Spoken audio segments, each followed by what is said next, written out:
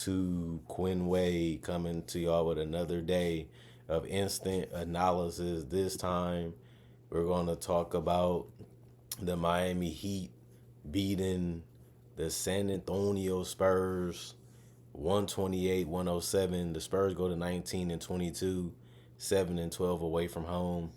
The Miami Heat go to 21-20, 11-8 at home. And this is actually the first time they played against each other this season, and they play again the first of next month, so not too long from now. And this game was actually real fun to see and watch to a certain extent. So I think the next game going to be good too if the teams are healthy. It's probably healthier is what you want to say. But uh, the Spurs won the first quarter 30-20. They lost the second quarter 26-11. That's a low amount of points to score in one quarter, especially coming off a 30-point one. But the part that was crazy was the Heat scored 46 points in the third quarter, and they held the Spurs to 27. The Spurs scored 39 points in the fourth quarter, but the Heat scored 36, and it was just a blowout at that point.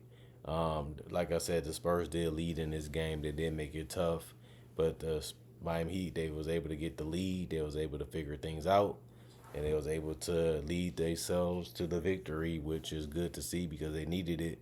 And they had some other younger guys step up, but Harrison Barnes for the Spurs had 10 points, minus 14 and plus minus 2 assists, 5 rebounds, one on his offense, so 1 or 2 from the free throw line, 1 or 3 from three, 4 or 9 from the field.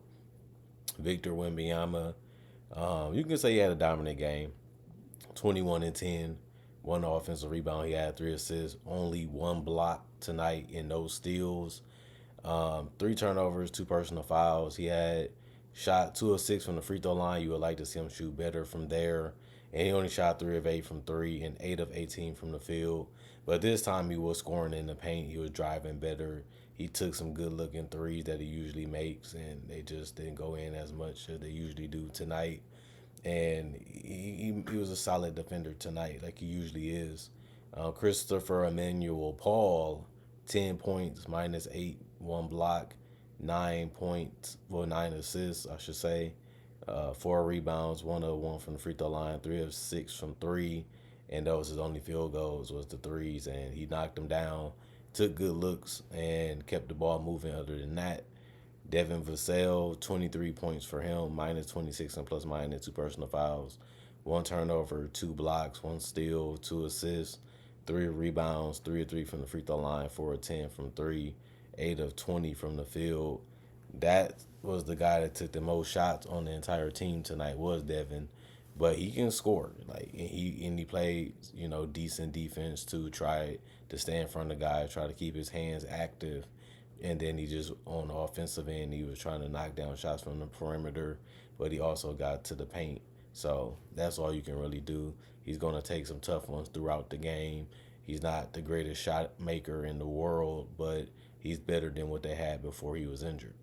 Stephon Castle, 11 points. He was driving, but he did hit a three where he was 1 of 1 from three, 4 of 9, 4 of 8 from the field, 2 of 2 from the free throw line, 4 rebounds, 4 was offensive, 1 assist, 4 turnovers, 1 personal foul, minus 13 and plus minus. And then the bench, basically everybody played that was healthy. Zach Collins, 7 minutes, 1 of 1 from the field, 3 rebounds, 2 was offensive, 2 assists, 1 steal, 2 personal fouls, minus 1 and plus minus 2 points. Sandro, 1 of 2 from the field. It was threes for him basically, and he was 1 of 2 from the free throw line too. 1 rebound, 2 assists, 1 turnover, 1 personal foul, +4 plus minus 4 points. Julian Champagnie, 2 of 8 from the field, 1 of 6 from three, 3 rebounds, 2 was offensive, 2 assists, 1 turnover, -7 plus minus 5 points. Keldon Johnson, 4 of 9 from the field, 0 of 2 from three, 3 rebounds, 1 was offensive, 1 block, -15 and plus minus 8 points. He probably was the best bench player this game for them. He shot the ball well, just didn't knock down the threes that he took, and he rebounded at a decent level considering he only played 18 minutes. He did also get that block. So I like what he did tonight, and I usually do. I feel like he's a real healthy type of player for this team, and they need him to do these type of things because they just struggle sometimes scoring the basketball and making good decisions and just having guys that can make decisions consistently against good competition. Charles Bassey, 1 of 2 from the field, 4 rebounds, 2 steals, and he had 1 turnover, 1 personal foul. He was a -6 and plus minus. He only had 2 points. Trey Jones, 2 of 4 from the field. He played 16 minutes. He was 1 of 2 from three. He had 2 rebounds, 3 assists, 1 turnover. He was a -15 and plus minus, and he finished with 5 points. Malachi Branham did get on the court again, but he only played 2 minutes, where he was 0-1 from the field and +2 and plus minus. Blake Wesley, 101 from the field, 1 rebound, 2 assists, 2 turnovers, +2 and plus minus 2 points. And City was a guy that played 2 minutes for the team. He was 2 of 2 from the field, finished with 4 points, had 1 rebound, and he was a +2 and plus minus. Their bench, they contributed. They did a decent job. They played majority of their starters the minutes tonight, but the bench came in and did what they were supposed to do for the most part, whether it was scoring, rebounding, or facilitating. Other than that, you can't really ask them to do much, especially when they don't play that many minutes in the first place, and the game was really over. They just tried to find a way to bring new energy and new life to the team to the best of their ability. It just didn't make as much of a difference as it needed to, for the Spurs to be able to get back in the game, stay in the game, and be able to win. 41 to 91, 45% from the field, 15 to 40, 37% from three, 10 of 16, 62% from the free throw line, 13 offensive rebounds, 44 rebounds total, 28 assists, 4 steals, 5 blocks, 14 turnovers, 9 personal fouls, and 107 points. And then you got the Miami Heat. They're older, they're smarter, and they're more driven right now. And I think that was a big difference in this game. It was just the preparation, that it was knowing what you was trying to do, knowing what you're trying to accomplish on both ends of the court, and just executing it to a high level. And even though the starters didn't have the greatest games, it was the bench that came alive and just injected that life into this game. And that was the reason why they won. Duncan Robinson had a great game, though. As a starter, he only played 28 minutes tonight. He was 8 of 12 from the field, 5 of 7 from three. They kept leaving the guy open, and they kept giving him space and time to get off clean looks, and he was able to knock him down. 5 rebounds, 1 offensive rebound, 2 assists, 1 turnover, 2 personal foul, +19 and plus minus 21 points, like I said before. Haywood Highsmith, 1 of 3 from the field, 3 rebounds, 2 of them was offensive, 1 turnover, -8 and plus minus 2 points. Even Jimmy Rickety Butler played 28 minutes, 3 of 7 from the field, 0-1 from three, 7 assists, 3 rebounds, 2 steals. Well, I would say 2 blocks, no steals.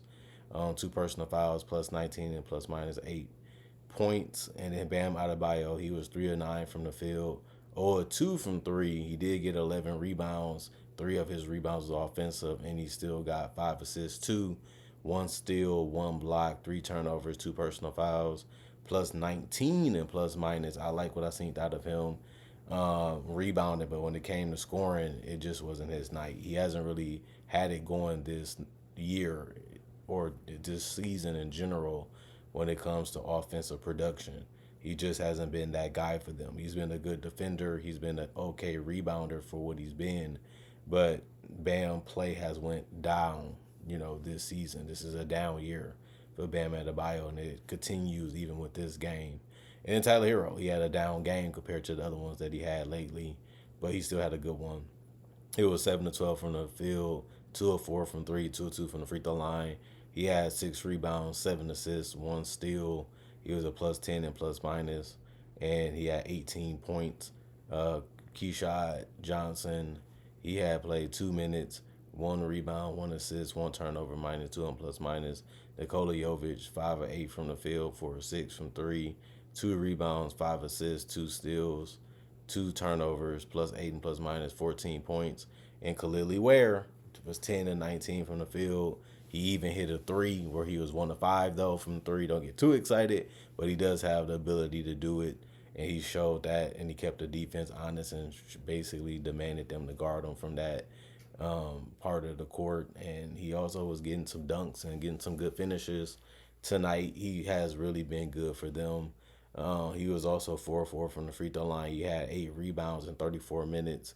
Four of them was offensive. He had 2 assists, 2 blocks, 4 personal fouls, plus 27 and plus minus, and he finished with 25 points because they just kept feeding him the ball and kept finding him because he was just getting in the right spots at the right time, and he just had a scoring mentality when he got there. Terry Rozier, this is one of his better games. He was 7 of 14 from the field, 4 of 5 from three, 2 of 2 from the free throw line, 4 rebounds, 5 assists, 1 steal, 2 turnovers, plus 17 and plus minus. You want games like this from Terry because this is what you thought you would be getting. A little bit more of this instead of the games he's been producing throughout the season. But it's Terry Rozier. Like, as long as you're getting double figures plus, that's about what he's going to give you with a couple assists and a couple boards. And he did that tonight. He just had a better night than usual this season. Josh Christopher, 2 minutes, 0-2 from the field. He was a -2 and plus minus in those 2 minutes, and that's all he did. Jaime Jaquez Jr., 22 minutes played, 5 of 7 from the field, 2 of 2 from three, 6 rebounds, 2 was offensive, 1 assist, 3 steals, 1 block, 1 turnover, 2 personal foul, 12 points. Just a good look for him.